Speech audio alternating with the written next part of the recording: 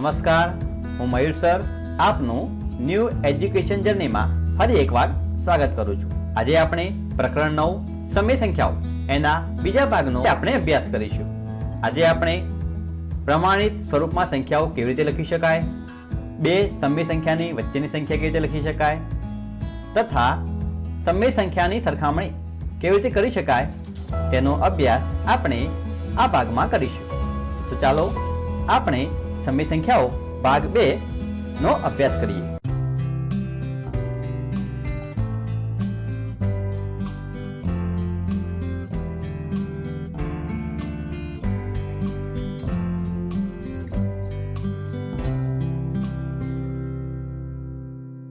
પ્રમાણિત સ્વરૂપમાં સમય સંખ્યા। હવે આપણે સમય સંખ્યા જોવાની છે। સમય સંખ્યાઓનો છેદ એ ધન પૂર્ણાંક હોય અને છેદમાં ફક્ત એક જ સામાન્ય અવયવ હોય તથા ફક્ત અંશમાં જ ઋણ ચિહ્ન આપેલું હોય તેવી સમય સંખ્યાઓ પ્રમાણિત સ્વરૂપમાં છે તેમ આપણે કહી શકીએ છીએ। અહીંયા આપણે ઉદાહરણ લખી શકીએ છીએ કે 3/7 -6/11 -1/2।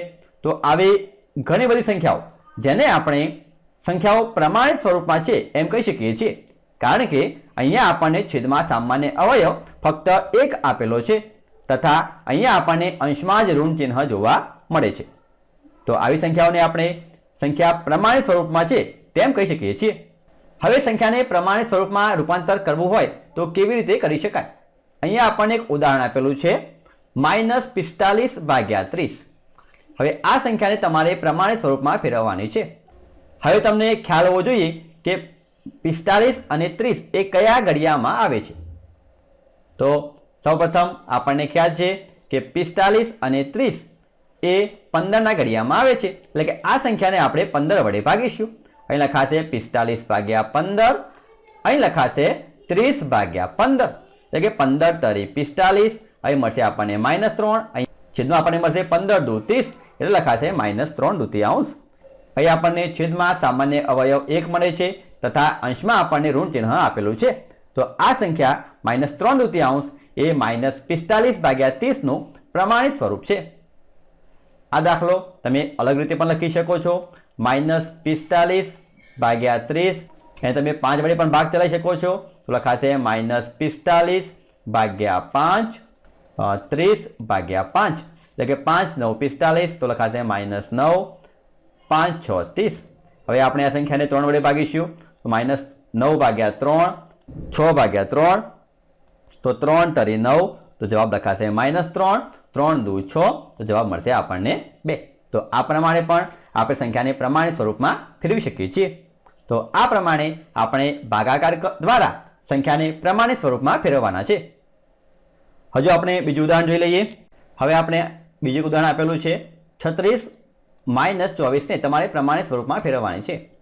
હવે આપણે યાદ રાખીશું, અહીંયા આપણને છેદમાં ઋણ સંખ્યા આપેલી છે, તો આપણે ભાગાકાર છે એ આપણે ઋણ સંખ્યા વડે કરીશું। હવે તમારે જોવાનું છે કે 36 અને 24 એ કયા ઘડિયામાં આવે છે? તો 36 અને 24 એ 12 ના ઘડિયામાં આવે છે। તો આપણે આ સંખ્યાને -12 વડે ભાગીશું। તમે છેદમાં જે સંખ્યા વડે ભાગાકાર કરો છો એ જ સંખ્યા વડે આપણે અંશમાં ભાગ ચલાવવાનો છે। લખાશે 36/-12 -24/-12, એટલે કે 12 તરી 36, પણ અહીંયા સંખ્યા એક માઇનસ છે માટે જવાબ આવશે -3। અહીંયા આવશે 12 દુ 24, અહીંયા પણ માઇનસ છે, અહીંયા પણ માઇનસ, તો માઇનસ માઇનસ હશે પ્લસ, તો લખાશે -3/2। એ પ્રમાણે અહીંયા બીજું ઉદાહરણ આપેલું છે -3/-15। હવે આપણને ખ્યાલ છે કે 3 અને 15 એ 3 ના ઘડિયામાં આવે છે, એટલે કે આપણે આ સંખ્યાને 3 વડે ભાગીશું, પરંતુ અહીંયા છેદમાં આપણને માઇનસ સંખ્યા આપેલી છે, તો આપણે આ સંખ્યાને -3 વડે ભાગીશું। તો અહીંયા આપણે અંશ અને છેદ બંનેમાં -3 વડે ભાગાકાર કરીશું। તો 3 એકા 3, અહીંયા પણ માઇનસ છે, અહીંયા પણ માઇનસ, તો લખાશે પ્લસ, તો લખાશે અહીંયા 1, અહીંયા લખાશે 3 પંચા 15, અહીંયા પણ માઇનસ છે, અહીંયા પણ માઇનસ, તો માઇનસ માઇનસ થશે પ્લસ, તો અહીં લખાશે 5 તરી 15, તો અહીં લખાશે 1/5। તો આ પ્રમાણે તમે સંખ્યાનું પ્રમાણિત સ્વરૂપ એ ધન સંખ્યા હોય, છેદમાં એક ઋણ સંખ્યા હોય અથવા અંશ અને છેદમાં બંને ઋણ સંખ્યા આપેલી હોય તો પણ તમે દાખલા લખી શકો છો। સમય સંખ્યાની સરખામણી। હવે આપણને ખ્યાલ છે સંખ્યા રેખાની જમણી બાજુ ધન સંખ્યાઓ આવે છે. જેમ જેમ આપણે 0ની જમણી બાજુ ખસીએ છીએ એમ સંખ્યાની કિંમત છે એ વધે છે. એટલે કે જેમ જેમ આપણે 0ની જમણી બાજુ જઈએ છીએ તેમ સંખ્યાની કિંમત વધે છે. જ્યારે જેમ જેમ આપણે 0ની ડાબી બાજુ ખસીએ છીએ તેમ તેમ સંખ્યાની કિંમત ઘટે છે. એટલે આપણે કહી શકીએ છીએ કે -1 કરતાં -2 કેવા હશે? નાના કેવા છે? -2 કરતાં -3 નાના, એ પ્રમાણે -10 એ નાના બનશે. એ જ પ્રમાણે તમે જ્યારે જમણી બાજુ જાઓ છો તો જમણી બાજુ આપણે સંખ્યા 1 આપેલી છે. 1 કરતાં 2 સંખ્યા મોટી બનશે, 2 કરતાં સંખ્યા 3 મોટી બને, 3 કરતાં સંખ્યા 4 મોટી બનશે. એમ તમે જમણી બાજુ જેમ જેમ આગળ જાઓ છો એમ સંખ્યાની કિંમત વધે છે. આ આપણને ખ્યાલ હોવો જોઈએ.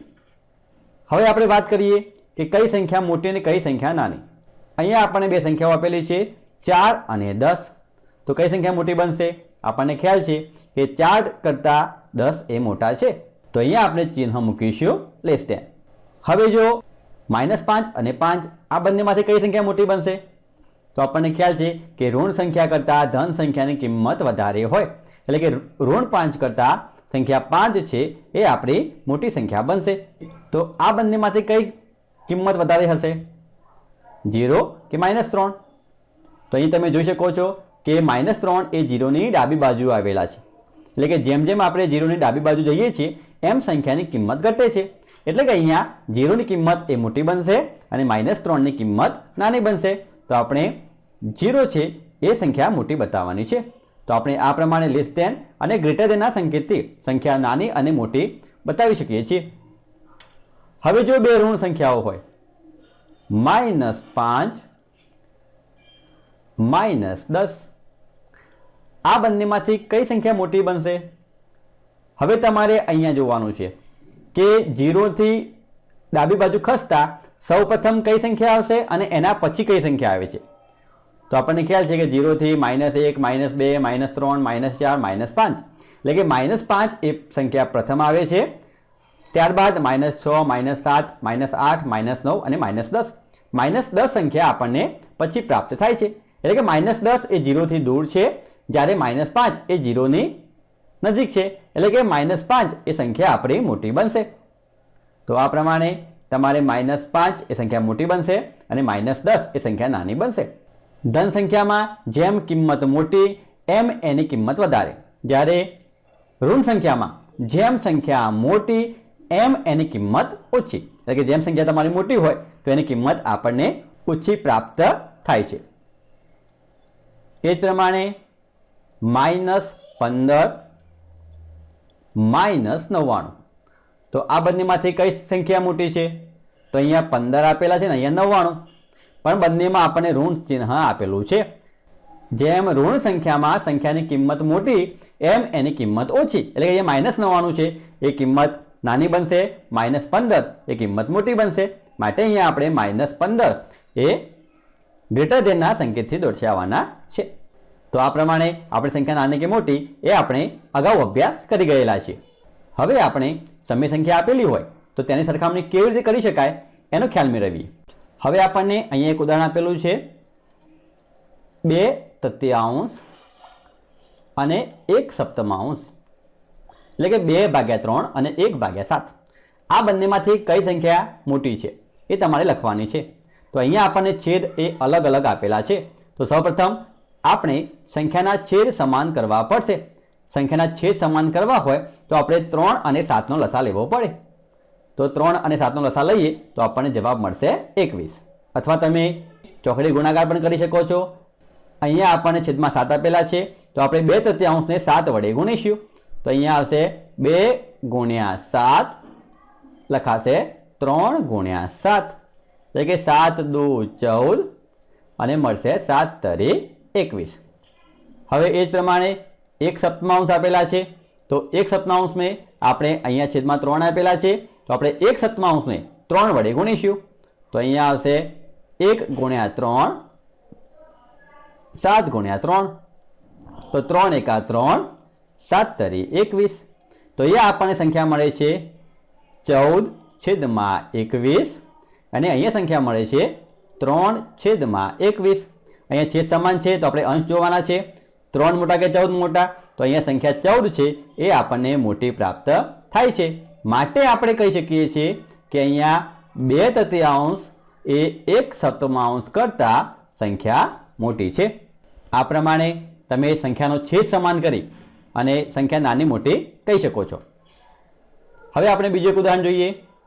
અહીંયા આપણને સંખ્યા આપેલી છે -1/3 અને બીજી સંખ્યા આપેલી છે આપણને -1/2. હવે આ બંનેમાંથી કઈ સંખ્યા મોટી છે? તો સૌપ્રથમ આપણે સંખ્યાના છેદ સમાન કરવા પડશે. અહીંયા 2 આપેલા છે, તો અહીંયા આપણે -1/3 ને 2 વડે ગુણીશું. તો અહીંયા આપણે લખીશું -1 × 2, નીચે લખાશે 3 × 2, -1 × 2 એટલે લખાશે -2, 3 × 2 = 6. હવે આપણે બીજી સંખ્યા લઈશું. અહીંયા આપણને બીજી સંખ્યા આપેલી છે -1/2. હવે -1/2 છે, તો આપણે -1/2 ને અહીંયા છેદમાં 3 આપેલા છે, તો આ સંખ્યાને આપણે 3 વડે ગુણીશું. તો -1 × 3, નીચે લખાશે 2 × 3, તો 3 × 1 = 3 એટલે લખાશે -3, નીચે આવશે 3 × 2 = 6. તો હવે આપણને બે સંખ્યા મળે છે -2/6 અને -3/6. તો આ બંનેમાંથી કઈ સંખ્યા મોટી બનશે? અહીંયા છેદમાં 6 આપણને સમાન આપેલા છે, અહીંયા -2 આપેલા છે અને અહીંયા -3. આપણને ખ્યાલ છે ઋણ સંખ્યામાં જેમ સંખ્યા મોટી એમ એની કિંમત નાની, એટલે કે અહીંયા -2 એ મોટા બનશે અને -3 એ નાના બનશે, એટલે આપણને જવાબ મળશે -2/6 એ સંખ્યા મોટી બનશે. -2/6 એટલે આપણો જવાબ આવશે -1/3, એટલે કે અહીંયા -1/3 અને અહીંયા આપણને સંખ્યા આપેલી છે -1/2, એટલે કે અહીંયા આપણો -1/3 એ સંખ્યા મોટી બને છે અને -1/2 એ સંખ્યા નાની બનશે. તો આ પ્રમાણે તમે સમય સંખ્યાની સરખામણી કરી શકો છો. હજુ આપણે એક ઉદાહરણ જોઈએ. અહીંયા આપણને એક ઉદાહરણ આપેલું છે -3/4 અને 2/3. આ બંનેમાંથી કઈ સમય સંખ્યા મોટી બનશે? હવે આ સમય સંખ્યાની આપણે ગણતરી કરવાની જરૂર છે નહીં. તમે ગણતરી વગર પણ કહી શકો છો કે કઈ સંખ્યા મોટી બનશે, કારણ કે અહીંયા આપણને સંખ્યા ઋણ આપેલી છે અને અહીંયા આપણને સંખ્યા ધન આપેલી છે, એટલે કે ઋણ સંખ્યા કરતાં ધન સંખ્યા હંમેશા મોટી બનશે, એટલે કે -3/4 કરતાં 2/3 એ સંખ્યા મોટી બનશે. તો આ પ્રમાણે તમે છેદ સમાન કરી સંખ્યા નાની છે કે મોટી એ તમે કહી શકો છો. હજુ આપણે એક ઉદાહરણ જોઈ લઈએ કે 7/3 અને 3/5. આ બંને સંખ્યામાંથી કઈ સંખ્યા મોટી બનશે? તો સૌપ્રથમ આપણે 7/3 ને 5 વડે ગુણીશું, એટલે કે 7 × 5, નીચે લખાશે 3 × 5, એટલે કે 7×5 જવાબ મળશે 35, 3×5 જવાબ મળે છે 15. હવે આપણે બીજી સંખ્યા લઈશું 3/5. તો આ સંખ્યાને આપણે 3 વડે ગુણીશું, કારણ કે અહીંયા છેદમાં આપણને 3 આપેલા છે, તો અહીંયા આવશે 5 × 3, 3 × 3, 3 × 9, 5 × જવાબ મળશે આપણને 15. તો અહીંયા આપણને બે સંખ્યા મળે છે. એક મળે છે 35/15 અને બીજી સંખ્યા આપણને મળે છે 9/15. એટલે કે અહીંયા 35 એ 9 કરતાં મોટા છે, માટે 35 સંખ્યા એ મોટી બનશે. માટે આપણે કહી શકીએ છીએ કે અહીંયા આપણને 7/3 અને 3/5 માંથી આપણને 7/3 સંખ્યા મોટી પ્રાપ્ત થાય છે. હજુ આપણે એક ઉદાહરણ જોઈ લઈએ. -3/2 અને -7/5. હવે આ બંને સંખ્યામાંથી કઈ સંખ્યા મોટી છે એ તમારે જોવાની છે. તો સૌપ્રથમ આપણે -3/2 ને 5 વડે ગુણીશું, તો લખાશે -3/2 ગુણ્યા 5, અહીંયા પણ લખાશે ગુણ્યા 5, એટલે કે 5 × 15 જવાબ આવશે -15. એ જ પ્રમાણે 5 × 10 તો લખાશે -15/10. હવે આપણે -7/5 ને 2 વડે ગુણીશું, એટલે લખાશે -7 × 2, નીચે લખાશે 5 × 2, 7 × 2 = 14, એટલે લખાશે -14, 5 × 2 = 10. હવે તમારી સંખ્યા જોવાની છે કે આ બંનેમાંથી કઈ સંખ્યા મોટી છે. અહીંયા આપણને -15/10 જવાબ મળે છે, ત્યારે બીજી સંખ્યામાં આપણને જવાબ મળે છે -14/10. હવે તમારે જોવાનું છે કે કઈ સંખ્યા મોટી છે. તો અહીંયા -15, અહીંયા -14 આપેલા છે, તો આપણે કહી શકીએ છીએ કે -14 એ -15 કરતાં મોટા છે, માટે આપણે સંકેત કરીશું લેસ ધેનનો. તો આપણો જવાબ મળે છે કે -3/2 છે કે -7/5 આપણને સંખ્યા મોટી પ્રાપ્ત થાય છે. તો આ પ્રમાણે આપણે સમય સંખ્યાની સરખામણી કરી શકીએ છીએ. હવે આપણને એક ઉદાહરણ આપેલું છે કે -4/9 અને -16/36. શું આ બંને સંખ્યાઓ સમાન છે? તો આપણને ખ્યાલ છે. તો સૌપ્રથમ આપણે સંખ્યાના છેદ સમાન કરીશું. અહીંયા આપણને 9 આપેલા છે, અહીંયા આપણને 36 આપેલા છે. કે અહીંયા આપણે ચોકડી ગુણાકાર કરવાની જરૂર છે નહીં, કારણ કે અહીંયા 9ના ઘડિયામાં આપણને 36 જોવા મળે છે. -4/9 ને આપણે 36 લાવવા માટે 4 વડે ગુણીશું. તો આ સંખ્યાને આપણે 4 વડે ગુણીશું તો આપણો જવાબ મળે છે 4 × 4 = 16, એટલે કે -16 અને 4 × 9 = 36. તો અહીંયા આપણને આ બંને સંખ્યાઓ એક સમાન પ્રાપ્ત થાય છે, માટે આપણે કહી શકીએ છીએ કે -4/9 બરાબર -16/36. આ બંને સંખ્યાઓ આપણને એક સમાન પ્રાપ્ત થાય છે, માટે અહીંયા આપણે બરાબરનું ચિહ્ન કરીશું. જો આપણને સંખ્યા નાની મોટી હોય તો લેસ ધેન અને ગ્રેટર ધેનનો ઉપયોગ કરીશું, અને જો બંને સંખ્યાઓ આપણને એક સમાન મળતી હોય તો આપણે બરાબરના ચિહ્નનો ઉપયોગ કરી જવાબ લખીશું. હવે આપણે અભ્યાસ કરીશું બે સમય સંખ્યા વચ્ચેની સમય સંખ્યાઓ. હવે આપણે થોડુંક પુનરાવર્તન કરી લઈએ. હવે આપણને ખ્યાલ છે, તમને પ્રશ્ન પૂછ્યો હોય કે 8 અને 12 વચ્ચે કઈ સંખ્યાઓ મળે છે, તો તમે જવાબ આપશો 8 અને 12 વચ્ચે 9, 10 અને 11 આપણને કુલ 3 સંખ્યાઓ મળે છે. જો તમને બીજો પ્રશ્ન પૂછવામાં આવે કે -1 અને 1 વચ્ચે કઈ સંખ્યાઓ મળશે, તો તમે જવાબ આપશો કે -1 અને 1 વચ્ચે આપણને ફક્ત એક જ સંખ્યા મળે છે, એ છે 0. હવે તમને પ્રશ્ન પૂછવામાં આવશે કે -8 અને -5 વચ્ચે કઈ સંખ્યાઓ મળશે, તો -5 અને -8 ની વચ્ચે આપણને બે સંખ્યાઓ મળે છે, -6 અને -7. તો આપણે પૂર્ણાંક સંખ્યાઓમાં કઈ બે સંખ્યાઓ વચ્ચે કેટલી સંખ્યાઓ આવે છે એ આપણે સરળતાથી કહી શકીએ છીએ. પરંતુ હવે જો તમને પ્રશ્ન પૂછવામાં આવે કે 0 અને 1 ની વચ્ચે કેટલી સંખ્યાઓ મળશે, તો આપણે કહીશું અહીંયા આપણને એક પણ સંખ્યા મળતી નથી. એટલે કે 0 અને 1 ની વચ્ચે આપણને કોઈ સંખ્યા મળતી નથી. એટલે કે પ્રાકૃતિક સંખ્યા હોય, પૂર્ણ સંખ્યા હોય કે પૂર્ણાંક સંખ્યા હોય, એમાં બે સંખ્યાઓ વચ્ચેની સંખ્યાઓ મર્યાદિત હોય છે, જેનો આપણે ચોક્કસપણે જવાબ આપી શકીએ છીએ. હવે આપણે બે સમય સંખ્યાઓ આપેલી હોય, બે સમય સંખ્યાઓ વચ્ચે સમય સંખ્યા કેવી રીતે શોધી શકાય એનો આપણે ખ્યાલ મેળવીએ. અહીંયા આપણને એક ઉદાહરણ આપેલું છે -1/2 અને -1/3 વચ્ચેની તમારે 5 સમય સંખ્યા શોધવાની છે. આપણે 1/2 અને -1/3 વચ્ચેની 5 સમય સંખ્યા શોધવાની છે. તો અહીંયા આપણને સૌપ્રથમ આપણે સંખ્યાના છેદ સમાન કરવા પડશે. તો અહીંયા આપણને સંખ્યા 3 આપેલી છે, તો આપણે 1/2 ને 3 વડે ગુણીશું તો લખાશે 1 × 3, 2 × 3, એટલે આપણો જવાબ આવશે 1/3. 1 × 3, 3 × 1 = 3, 3 × 2 = 6. હવે આપણને બીજી સંખ્યા આપેલી છે 1/3, એને આપણે 2 વડે ગુણીશું તો લખાશે 3 × 2, 1 × 2, તો 2 × 1 = 2, 3 × 2 = 6. તો અહીંયા આપણને 2 ષષ્ઠમાંશ ને 3 ષષ્ઠમાંશ સંખ્યા મળે છે. હવે આપણને ખ્યાલ છે કે અહીંયા 2 અને 3 વચ્ચે કોઈ સંખ્યા આવતી નથી, એટલે કે અહીંયા આપણને કોઈ જવાબ મળતો નથી.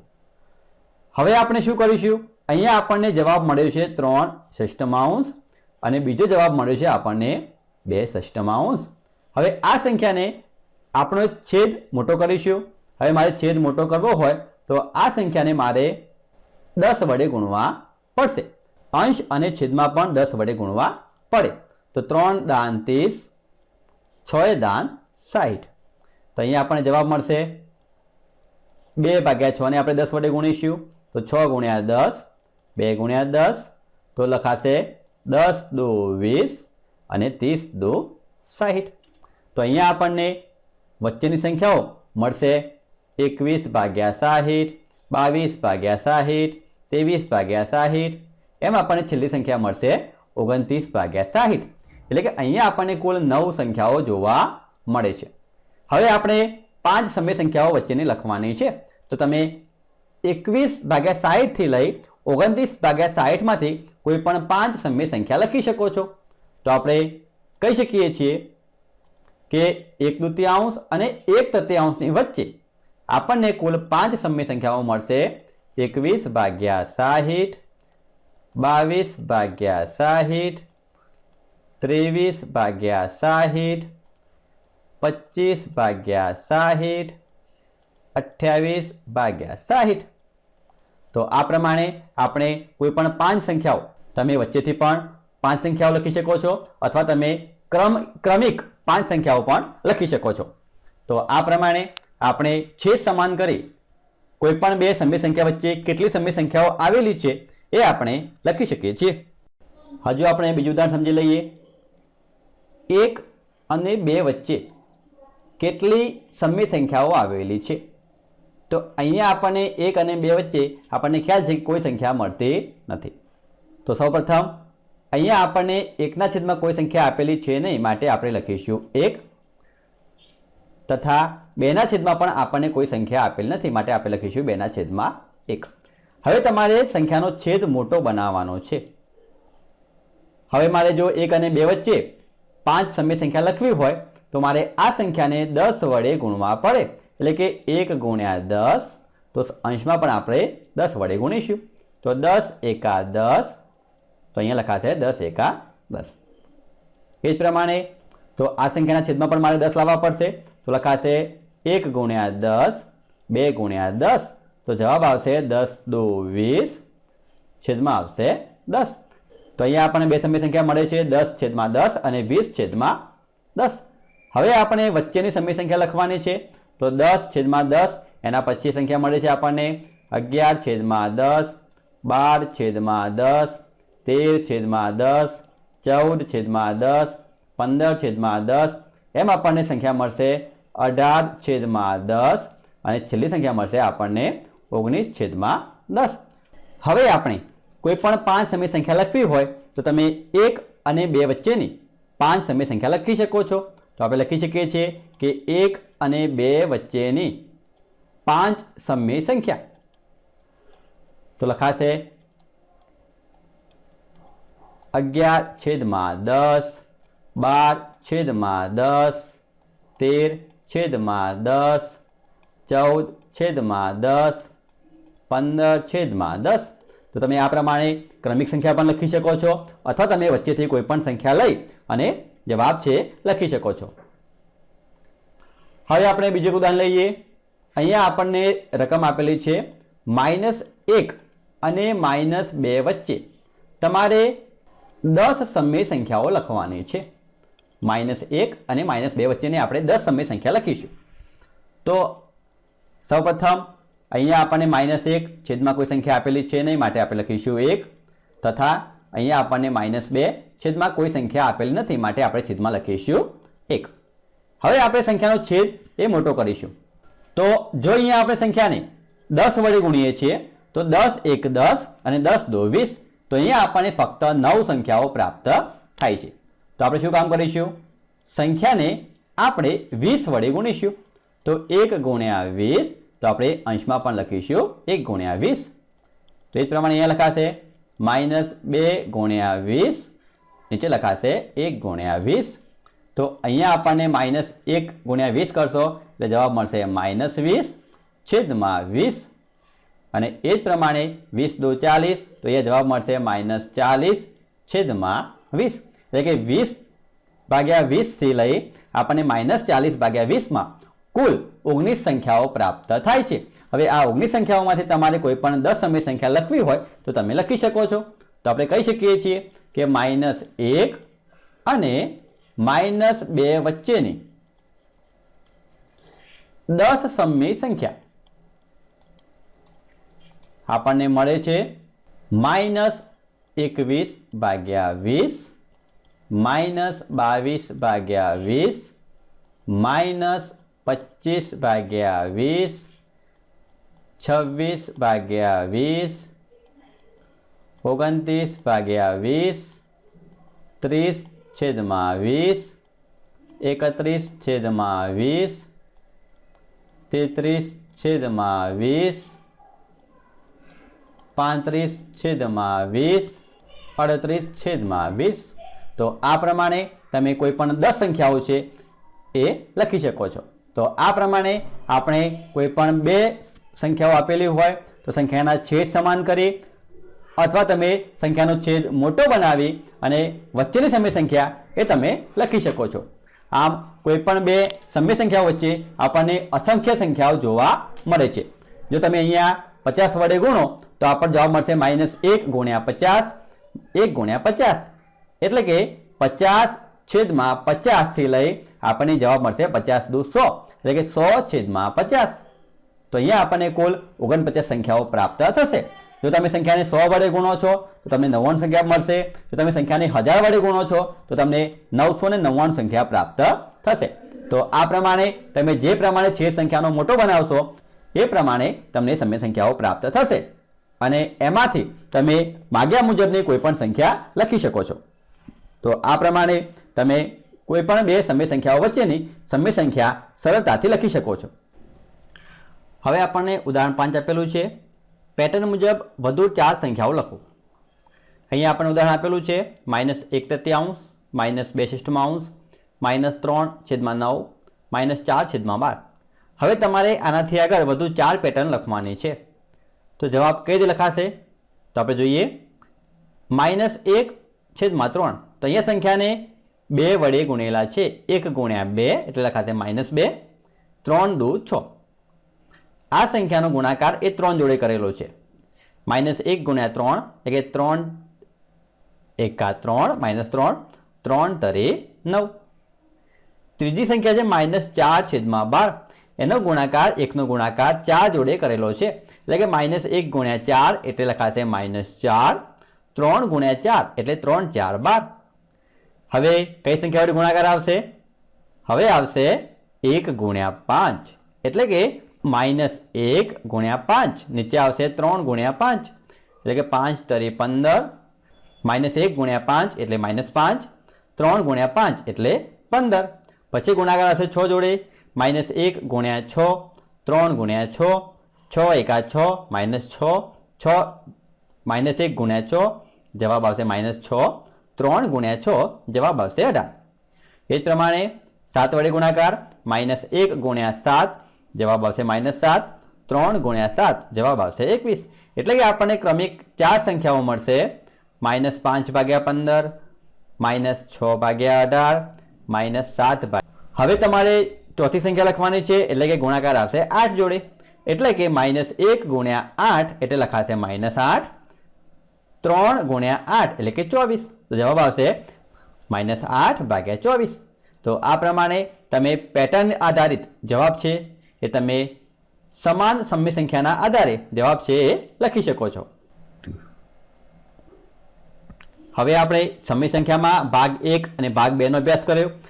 હવે તમારે સ્વાધ્યાય 9.1 ના દાખલા ઘરે પ્રેક્ટિસ કરવાની છે। જરૂર જણાય તો તમે શિક્ષકની મદદ લઈ શકો છો। Thank you.